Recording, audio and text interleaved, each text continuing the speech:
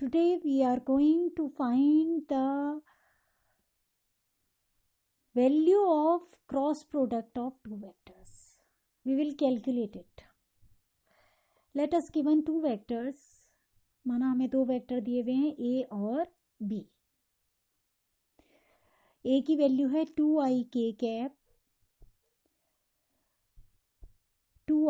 Cap plus j cap minus 3k cap, और b की value है minus i cap plus 2j cap plus 2k cap. ये values हमें दी हुई हैं वेक्टर a और वेक्टर b की.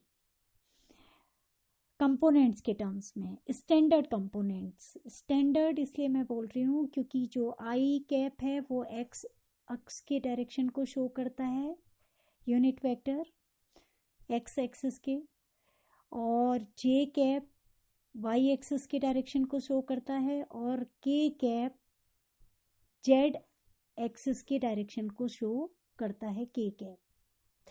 ये स्टैंडर्ड डायरेक्शंस होते हैं और इसलिए इनके डायरेक्शंस को डिनोट करने वाले यूनिट वेक्टर्स भी स्टैंडर्ड्स होते हैं या माने जाते हैं. So we have to find out the cross product of these two vectors a and b. These are vectors. तो उसके लिए हम एक डिटर्मिनेंट लेते हैं. This is called a determinant. एक सारणिक कहलाता है ये, जिसकी फर्स्ट रो में हमने वेरिएबल्स लिख दिए आई जे एंड के.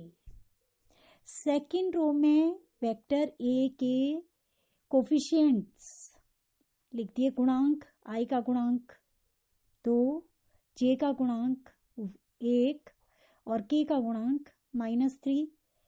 Coefficient of I is 2, coefficient of J is 1, coefficient of के is -3.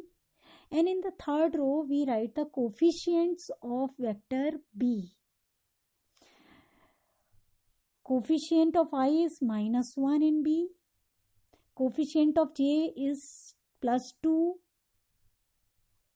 and coefficient of k is also +2 in this vector. So this way we write the coefficients and we make a determinant. This we have made a determinant to find out the cross product of a and b. अब इसे calculate कैसे किया जाता है? इसे calculate करने के लिए हमने लिख दिया सबसे पहले i, और उसके लिए इस रो और इस रो को कैंसिल कर दिया. हमारे पास जो कोफिशिएंट बचे, वह जो डिटर्मिनेंट का पार्ट बचा है उसको हमने एक छोटे सारणिक के रूप में लिख दिया. देन माइनस, ऑल्टरनेटिवली प्लस और माइनस लेते हैं हम टर्म्स को. पहले हमने प्लस आई लिया था, अब हम माइनस जे लेंगे, माइनस जे, और जे वाले कॉलम और इस रो को कैंसिल कर दिया. तो अब हमारे पास जो सारणिक बचा वो 2, -3, -1 और 2 से बना हुआ है, दिस वन. और in the next step we have taken plus k, और उसके लिए अब हमने इस रो को कैंसिल कर दिया, इस कॉलम को कैंसिल कर दिया और इस रो को कैंसिल कर दिया. तो ये आ गया हमारा 2, जो पार्ट इसके लिए जो सारणिक बनेगा वो 2, 1, -1 एंड 2 से मिलकर बनेगा. इस तरीके से हमने ये सारणिक बना लिए, डिटर्मिनेंट्स बना लिए. And now we calculate them in the manner, this is I have written i cap here. अब हम इसे क्रॉस मल्टीप्लाई करते हैं. 1 into 2 and -3 into 2. this,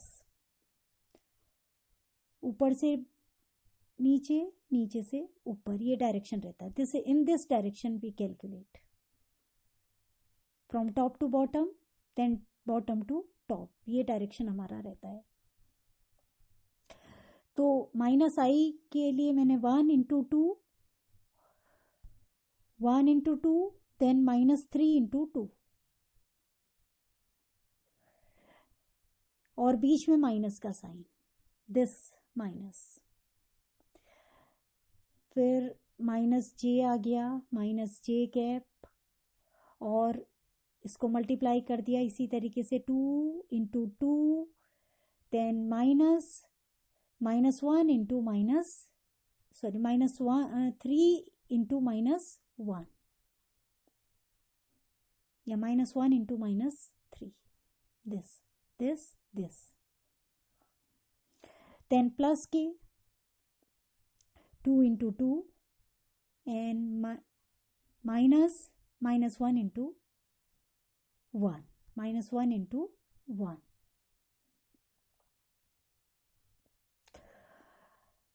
This way we have done the calculation in the next step. I की value हमने निकाली है और क्रॉस मल्टीप्लाई करते चले गए हम इस तरीके से, 1 into 2 minus 3 into 2 and so on. Alternatively plus I minus J and plus K. तो I के साथ हमारा आ गया 2 1 जा 2 माइनस 3 2 जा 6 minus 6, this is minus 6 into minus is plus 6, 2 2 जा 4 minus 3 into minus 1 is 3, so it is minus 3, 2 2 जा 4 and 1 into minus 1 is minus 1, minus 1 into minus is plus 1.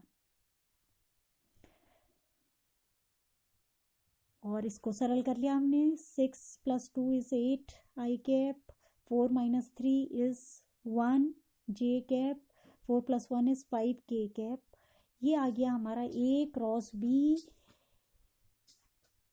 जो कि आप देख सकते हैं एक सदिश राशि है, क्योंकि इसकी डायरेक्शंस हमने आई जे के टर्म्स में ये आ रहा है हमारा.